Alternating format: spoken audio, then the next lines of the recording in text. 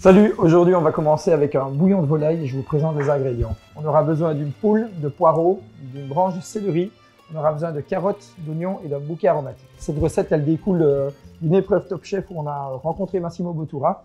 Et alors l'idée c'était de ne rien jeter, donc on a pris du pain au levain, du pain rassis, qu'on va venir condimenter avec un caramel de balsamique. Alors ici en utilisant vraiment la croûte du parmesan, ça va renforcer le goût de la soupe.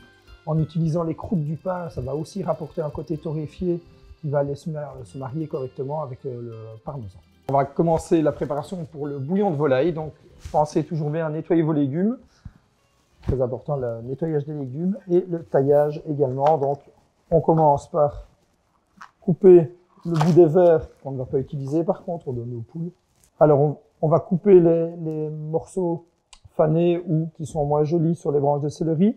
On fait également avec le poireau, on coupe l'oignon, on l'épluche et alors on va lancer ça directement dans une grande casserole avec de l'eau, du sel, du poivre et ça va vraiment être la base de la recette de la crème de parmesan. Alors on coupe les légumes en grosses mirepoix, quelque chose de régulier quand même, mais ça ne doit pas être taillé non plus. Super nickel. Donc ici on coupe le céleri et on place les légumes dedans. Donc les oignons, le céleri et le poireau. On place également des carottes et on ajoute la volaille. On va également ajouter un bouquet aromatique, donc romarin, laurier et un peu de thym. On ajoute du sel, toujours bien assaisonner les bouillons, pas trop fort non plus, mais c'est très important d'assaisonner au fur et à mesure. Et on laisse cuire pendant une quarantaine de minutes. Pour la suite de la recette, on va juste simplement déplacer la casserole sur un autre feu qui fonctionne un peu plus rapidement. On va faire une crème de balsamique, une réduction de balsamique. Donc on prend une petite casserole et on ajoute le balsamique. Il y a le sucre résiduel dans le balsamique, donc forcément ça va devenir du sirop qui viendra condimenter la soupe. En parallèle, on va réaliser des croûtons avec du pain rassis. C'est un pain au levain, donc quelque chose d'un peu plus acide. Et ça ira très bien avec la crème de parmesan, ça va rappeler l'acidité du balsamique. Tout va se faire, ça va être très bien. Alors pour les croûtons, on va tailler des petits cubes réguliers, donc plus ou moins un demi-centimètre sur un demi-centimètre. Ça va venir apporter de la croustillance. Alors, à la base, on n'utilise pas les croûtes pour faire les croûtons. On n'utilise vraiment que l'intérieur du pain. Moi, j'aime bien parce qu'on va avoir des croûtons qui vont être en texture différente, des croûtons un peu plus secs et des croûtons un peu plus moelleux. Donc, d'où l'importance de tout garder. Alors, on va réaliser les croûtons. Pour ce faire, on prend de l'huile neutre qu'on va placer poêle bien chaude. Et après, on diminue pour avoir des croûtons vraiment bien dorés partout. Et on remue.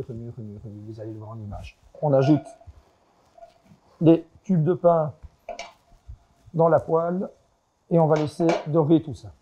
Donc, quand on a une jolie couleur de croûton, donc ici un joli doré, on le met sur un sopalin pour récupérer un maximum de gras pour éviter de manger trop gras.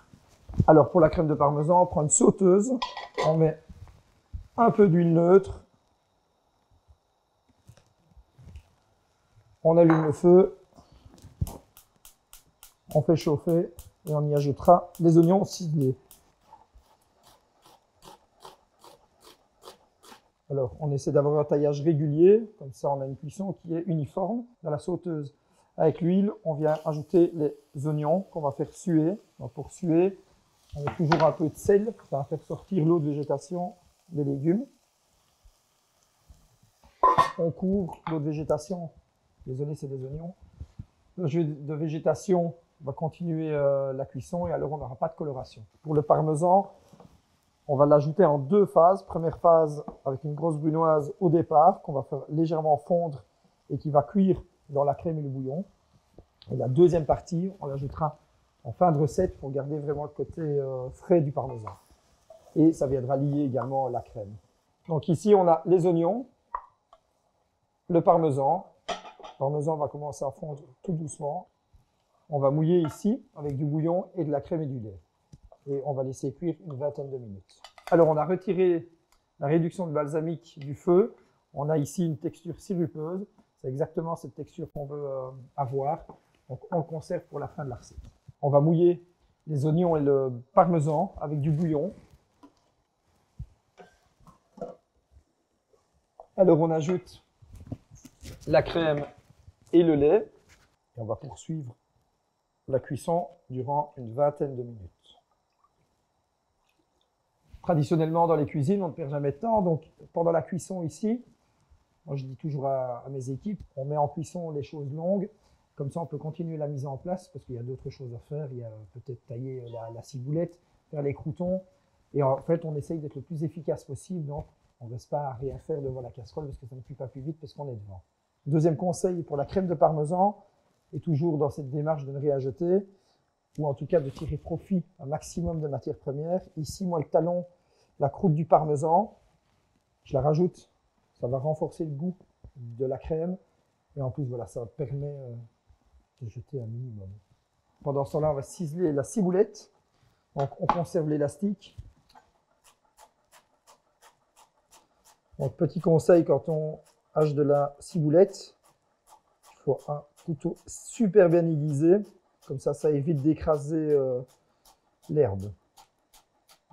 Faites attention à la position de vos doigts aussi. C'est de la ciboulette qu'on veut manger. Pas des ongles. Et la partie la plus fine, comme les épluchures d'oignons pour les poules. On va rectifier l'assaisonnement. On va rajouter un peu de sel. Pas trop quand même, parce que le parmesan va se libérer.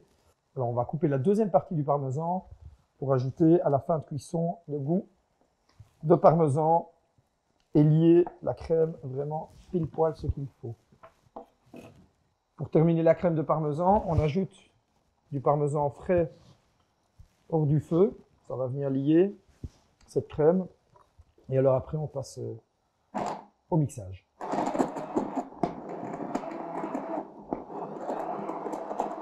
On peut rectifier la consistance en ajoutant à nouveau du parmesan. Ça va venir lier naturellement cette crème.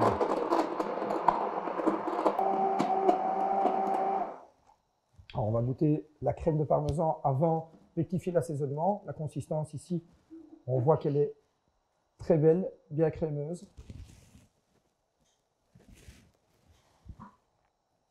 Parfait. Pour assaisonner la crème de parmesan, on prend du poivre noir qu'on va passer au mortier. Je préfère faire ça vraiment en dernière minute, comme ça on conserve le goût de la matière.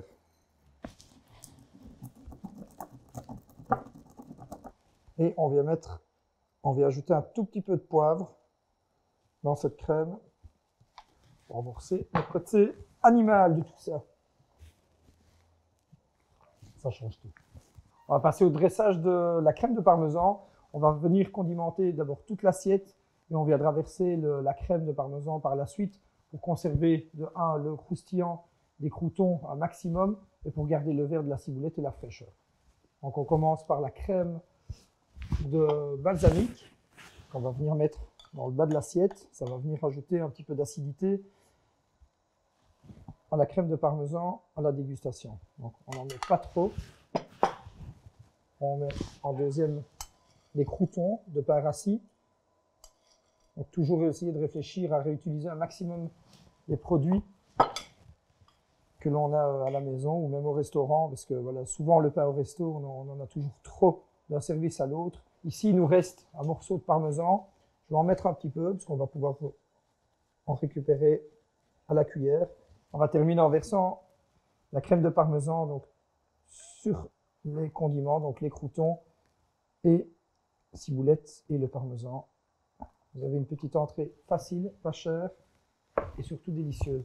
Et on essaie de ne vraiment rien jeter. Et d'ailleurs, la poule qu'on a utilisée pendant cette recette va terminer en rillettes, un petit peu de mayonnaise, un petit peu de moutarde et je finirai le pain rassis de tout à l'heure.